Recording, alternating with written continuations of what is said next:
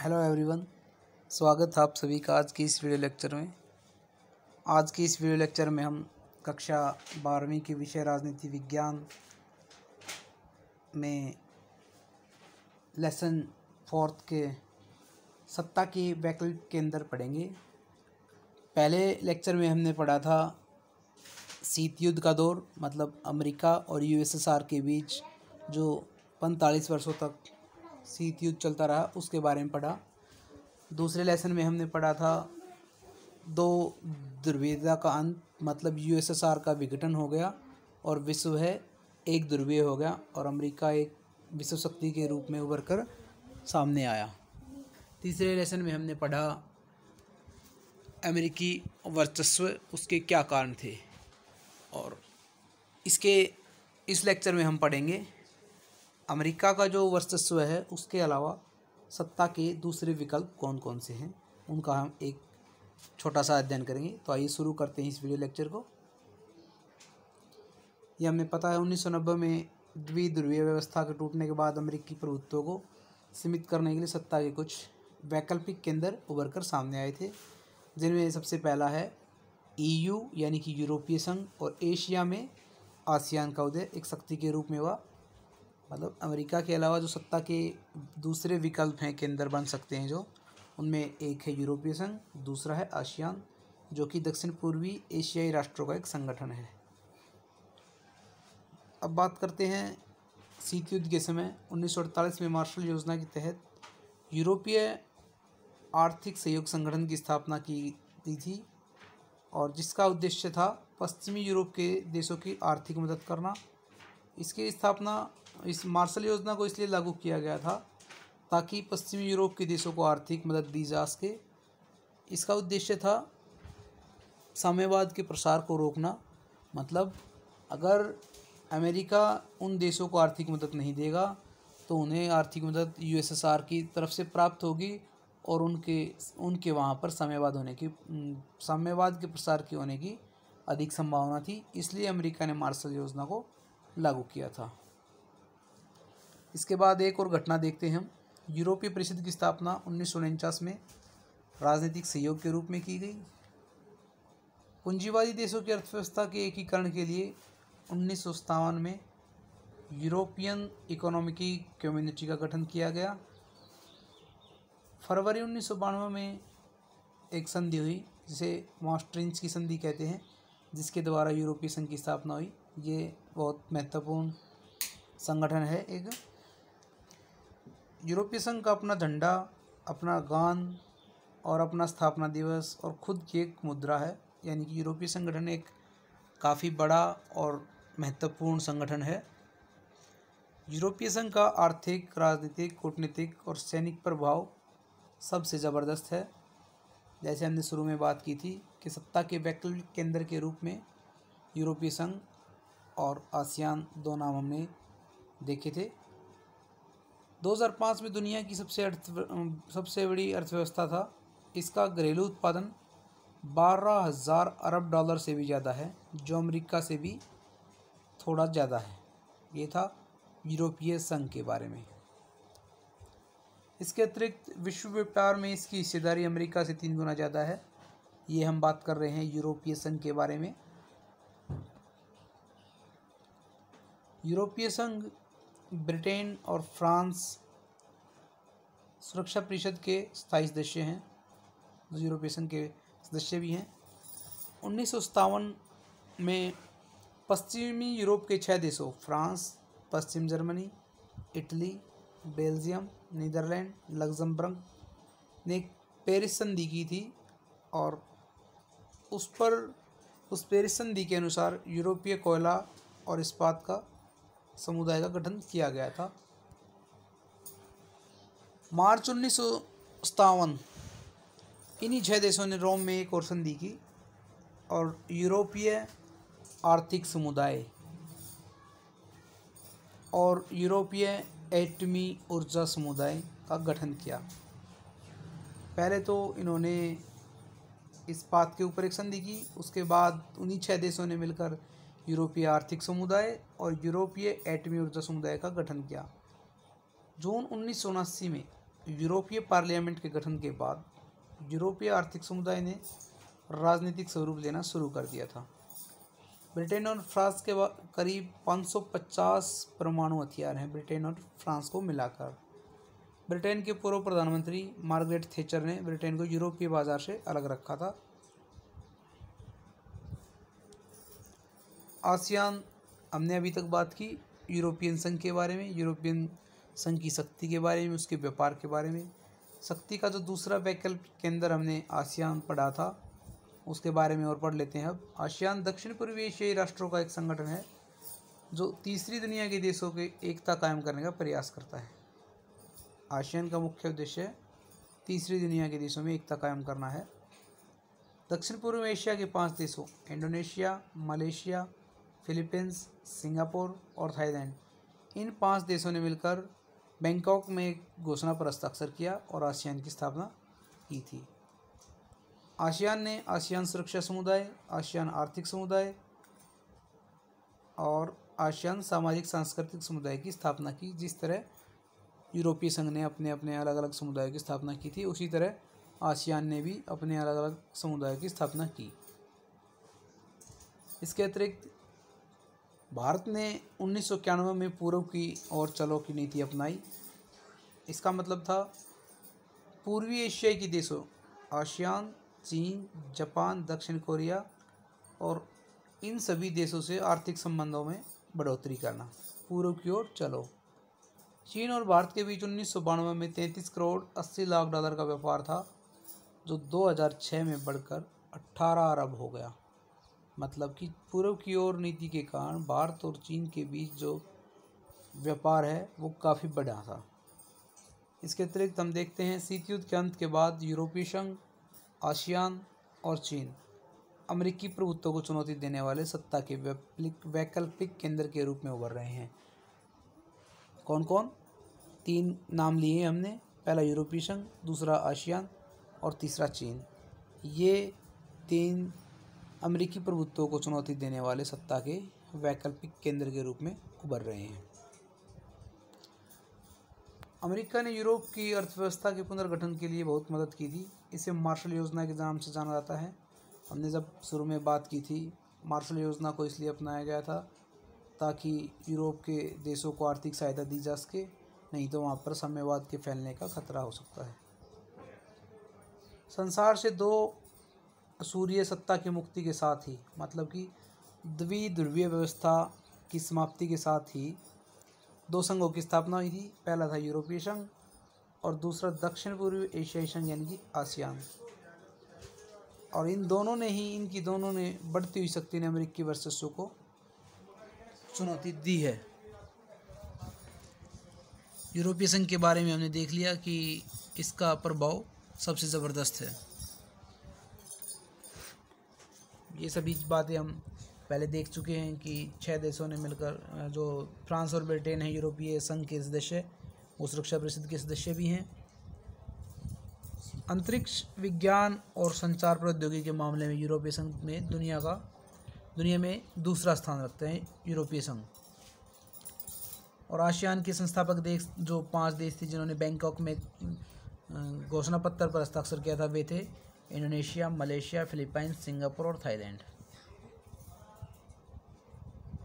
ASEAN के आर्थिक समुदाय का प्रमुख उद्देश्य आसियान देशों को साझा बाजार तथा सामाजिक आर्थिक विकास के लिए मदद करना है। इन देशों में टकराव रहित और सहयोगात्मक मेल मिलाप के उदाहरण पेश किए जाएं, जिसे आसियान शैली कहा गया। इसके बारे में हम आगे पढ़ेंगे, आसियान शैली के बारे में। विजन दस्तावेज 2020 में अंतर्राष्ट्रीय समुदाय में आसियान की एक बहिर्मुखी भूमिका प्रमुख हुई है। चीन की शॉक थेरेपी के बजाय अपनी अर्थव्यवस्था को चरणबद्ध तरीके से शुरू किया। जैसे हमने देखा था यूएसएसआर के विघटन के बाद वहाँ पर शॉक थेरेपी अपनाई गई, लेकिन वो अपने विकास में विफल रही। तो चीन ने शॉक थेरेपी को नहीं अपनाया, बल्कि अपनी अर्थव्यवस्था को चरणबद्ध तरीके से शुरू किया था। 1978 में चीन ने आर्थिक सुधारों और खुले द्वार की नीति की घोषणा की थी। SEZ यानी कि स्पेशल इकोनॉमिक जोन के निर्माण से विदेशी व्यापार को बढ़ोतरी मिली। चीन ने अपने जगह जगह पर बड़े बड़े शहरों में बहुत सारे स्पेशल इकोनॉमिक जोन बनाए, जिसके कारण वहाँ पर काफ़ी आर्थिक विकास हुआ और विदेशी व्यापार, विदेशी निवेश में बढ़ोतरी हुई थी। भारत व चीन के बीच 1962 में अरुणाचल प्रदेश के कुछ इलाकों व लद्दाख के अक्साई चीन क्षेत्रों को लेकर युद्ध हुआ। इनके बारे में भी आगे देखेंगे। भारत और चीन के बीच क्या क्या मुद्दे ऐसे हैं जिनमें भारत और चीन के बीच टकराव, और कुछ जो सहयोग के मुद्दे हैं उनके बारे में भी हम बात करेंगे। जापान ने दूसरे विश्व युद्ध के बाद एक बोतल पानी लेनी है। जापान अर्थव्यवस्था की दृष्टि से विश्व की दूसरी सबसे बड़ी अर्थव्यवस्था है, दूसरे विश्व युद्ध के बाद जो बनी थी। अब हम देख सकते हैं यूरोपीय संघ के गठन के क्या क्या उद्देश्य थे। यूरोपीय संघ का पहला उद्देश्य था एक समान विदेश व सुरक्षा नीति, आंतरिक मामलों तथा न्याय से जुड़े मामलों पर सहयोग, एक समान मुद्रा का चलन और वीज़ा मुक्त आवागमन। ये थे यूरोपीय संघ के गठन के मुख्य उद्देश्य। किन किन उद्देश्यों की प्राप्ति करने में यूरोपीय संघ कामयाब हुआ उनके बारे में और एक बार देख लेते हैं। यूरोपीय संघ ने आर्थिक सहयोग वाली संस्था से बदलकर राजनीतिक संस्था का रूप ले लिया। यूरोपीय संघ एक विशाल राष्ट्र राज्य की तरह कार्य करने लगा। उसका अपना झंडा है, राष्ट्रीय गान है, उनका जो यूरोपीय संघ का गान है, स्थापना दिवस है, उसकी खुद की एक मुद्रा भी है। अन्य देशों से संबंधों के मामले में इसे काफ़ी हद तक साझी विदेश और सुरक्षा नीति बना भी ली है, जो कि इनके उद्देश्यों में शामिल थे। यूरोपीय संघ का झंडा 12 सोने के सितारों के घेरे के रूप में वहाँ के लोगों की पूर्णता, समृद्धता, एकता और मेल मिलाप का प्रतीक है। अब हम देखते हैं यूरोपीय संघ को ताकतवर बनाने वाले कौन कौन से कारक या विशेषताएं जिनके कारण यूरोपीय संघ ताकतवर है। 2005 में यह दुनिया की सबसे बड़ी अर्थव्यवस्था थी और इसका सकल घरेलू उत्पादन अमेरिका से भी ज़्यादा था। इसकी मुद्रा यूरो अमेरिकी डॉलर के प्रभुत्व के लिए खतरा बन गई है और विश्व व्यापार में इसकी हिस्सेदारी अमेरिका से 3 गुना ज़्यादा हो गई है। ये सबसे पहला कारक है जो यूरोपीय संघ को ताकतवर बनाता है। दूसरा, इसकी आर्थिक शक्ति का प्रभाव यूरोप, एशिया, अफ्रीका के देशों पर है। यह विश्व व्यापार के अंदर एक महत्वपूर्ण समूह के रूप में कार्य करता है। इसके 2 सदस्य हमने बात की थी, ब्रिटेन और फ्रांस सुरक्षा परिषद के स्थायी सदस्य हैं। ये भी इसकी शक्ति का एक मुख्य स्रोत है। इसके अतिरिक्त हम देखते हैं यूरोपीय संघ अमेरिका समेत सभी राष्ट्रों की नीतियों को प्रभावित करता है।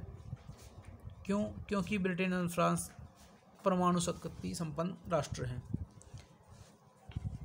इसके अतिरिक्त हम देखते हैं अधिराष्ट्रीय संगठन के तौर पर यूरोपीय संघ आर्थिक, राजनीतिक और सामाजिक मामलों में दखल देने में सक्षम है। अब हम बात करेंगे यूरोपीय संघ की कमजोरियों के बारे में। यूरोपीय संघ की कमजोरी सबसे पहले हम देखते हैं इसके सदस्य देशों की अपनी विदेश और रक्षा नीति है, जो कई बार एक दूसरे के खिलाफ हो जाती है। जैसे इराक पर के हमले के मामले में हमने देखा था, यूरोपीय संघ के जो देशों की विदेश नीति, रक्षा नीति आपस में टकरा गई थी। दूसरा, यूरोप के कुछ हिस्सों में यूरो मुद्रा को लागू करने को लेकर नाराज़गी है। जैसे डेनमार्क, स्वीडन ने जो संधि की थी, maastricht की संधि, उसमें साझी यूरोपीय मुद्रा को यूरो को मानने से विरोध कर दिया था। यूरोपीय संघ के कई सदस्य अमेरिकी गठबंधन में भी थे। इसके अतिरिक्त हम देखते हैं ब्रिटेन यूरोपीय संघ से जून 2016 में एक जनमत संग्रह के द्वारा अलग होया था, जिसे ब्रेग्जिट का नाम दिया गया था, और यह मामला अंतर्राष्ट्रीय स्तर पर काफ़ी हाईलाइट रहा था। अब हम आसियान के उद्देश्य और आसियान शैली के बारे में जानते हैं।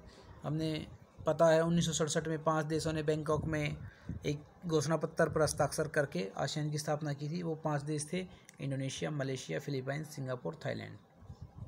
इसके मुख्य उद्देश्य हैं सदस्य देशों के आर्थिक विकास को तेज करना, इसके द्वारा सामाजिक और सांस्कृतिक विकास हासिल करना।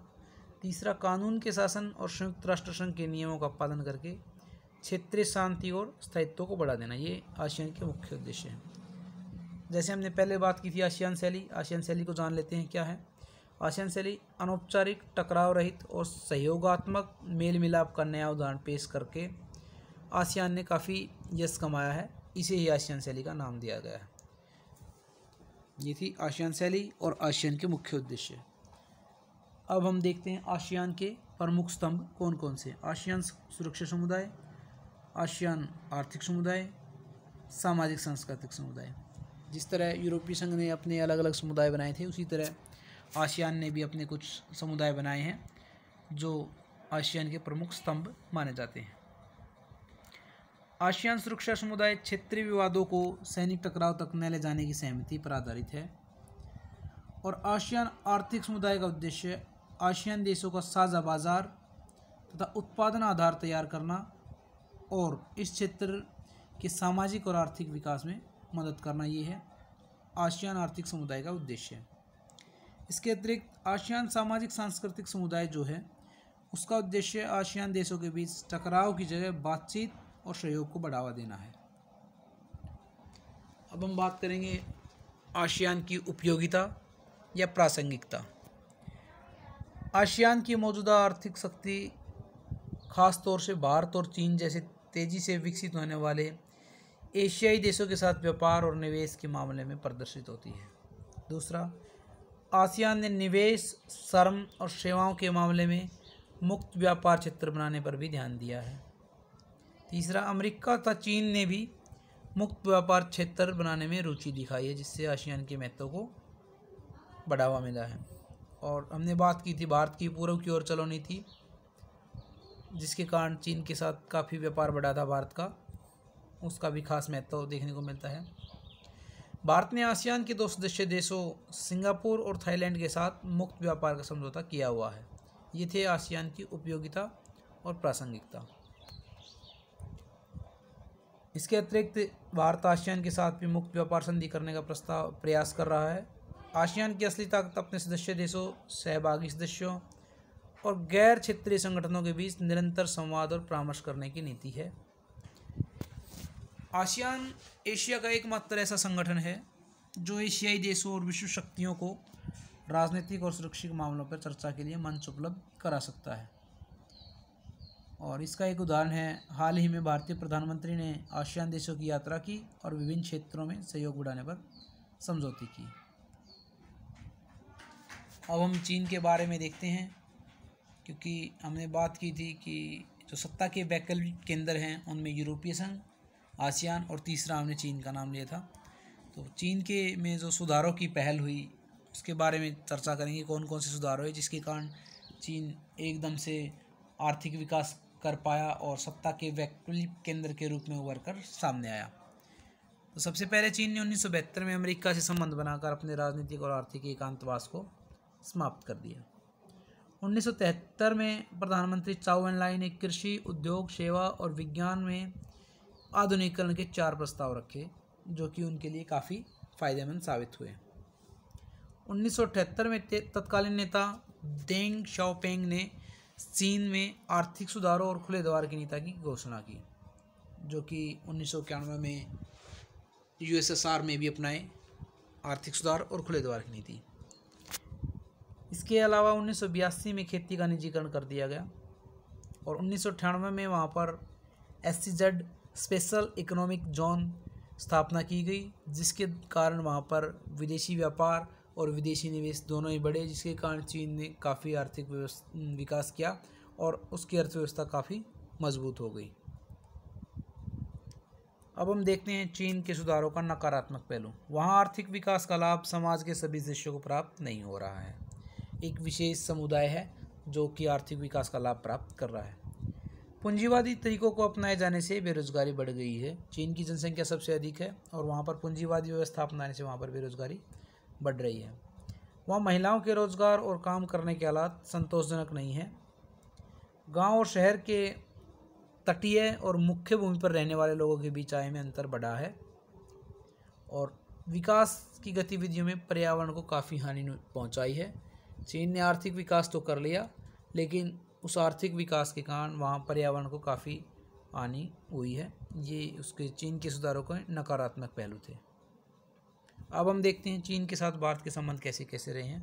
पहले हम देखेंगे विवाद के क्षेत्र। शुरू से एक छोटा सा अध्ययन करेंगे पॉइंट टू पॉइंट। 1950 में चीन द्वारा तिब्बत को हड़पने तथा भारत चीन सीमा पर बस्तियां बनाने के फैसले से दोनों देशों के संबंध एकदम बिगड़ गए थे। फिलहाल हम विवाद के क्षेत्र के अध्ययन कर रहे हैं, इसलिए सिर्फ भारत और चीन का जिन जिन विषयों पर विवाद हैं उनका अध्ययन कर रहे हैं। चीन ने 1962 में लद्दाख और अरुणाचल प्रदेश पर अपने दावे को जबरन स्थापित करने के लिए भारत पर आक्रमण कर दिया, जिसमें भारत को काफ़ी नुकसान हुआ और हार का सामना करना पड़ा। चीन द्वारा पाकिस्तान को मदद देना। चीन भारत के परमाणु परीक्षणों का विरोध करता है और बांग्लादेश म्यांमार से चीन के सैनिक संबंध भी भारतीय हितों के खिलाफ माने जाते हैं। इसके अतिरिक्त भारत ने अजहर मसूद को आतंकवादी घोषित करने के लिए संयुक्त राष्ट्र संघ के सामने प्रस्ताव पेश किया था, जिस पर अमेरिका ने वीटो पावर का प्रयोग किया और भारत अपने उद्देश्यों में सफल नहीं हो पाया। ये भी भारत और चीन के बीच विवाद का एक मुख्य मुद्दा है। इसके अलावा चीन ने अपनी एक महत्वाकांक्षी योजना चलाई हुई है, वन बेल्ट वन रोड, जो कि POK यानी कि पाक ऑक्युपाइड कश्मीर से होकर गुजरेगी। उसे भारत को घेरने की रणनीति के तौर पर लिया जा रहा है। तो ये थे चीन के साथ भारत के संबंध, विवाद के क्षेत्र। अब हम देखते हैं चीन और भारत में सहयोग के कौन कौन से क्षेत्र हैं। पहला, 1970 के दशक में चीनी नेतृत्व बदलने से अब वैचारिक मुद्दों की जगह व्यवहारिक मुद्दे प्रमुख हो रहे हैं। मतलब पहले विचारों के आधार पर काफ़ी भेदभाव था, लेकिन अब व्यवहारवादी होने के कारण चीन में और भारत में सहयोग देखने को मिल रहा है। 1988 में प्रधानमंत्री राजीव गांधी ने चीन की यात्रा की, जिसके बाद सीमा विवाद समाप्त या जैसा था यथास्थिति बनाए रखने की पहल की गई। इसके अतिरिक्त दोनों देशों ने सांस्कृतिक आदान प्रदान, विज्ञान तकनीक के क्षेत्र में परस्पर सहयोग और व्यापार के लिए सीमा पर 4 पोस्ट खोलने हेतु समझौते किए। 1999 में द्विपक्षीय व्यापार 30% सालाना की दर से बढ़ रहा है। मतलब कि 1999 के बाद भारत और चीन के बीच द्विपक्षीय व्यापार में 30% की वृद्धि हमें हर साल देखने को मिलती है। विदेशों में ऊर्जा सौदा हासिल करने के मामलों में भी दोनों देश सहयोग द्वारा हल निकालने के राजी हुए हैं। वैश्विक धरातल पर भारत और चीन ने विश्व व्यापार संगठन जैसे अन्य अंतर्राष्ट्रीय आर्थिक संगठनों के संबंधों में एक जैसी नीतियां अपना ली हैं। मतलब कि अंतर्राष्ट्रीय संगठनों के साथ संबंध स्थापित करने में भारत और चीन ने दोनों ने ही एक जैसी आर्थिक नीतियां अपना ली हैं। तो आज का यह वीडियो लेक्चर यहीं समाप्त होता है। Thank you, thanks for watching.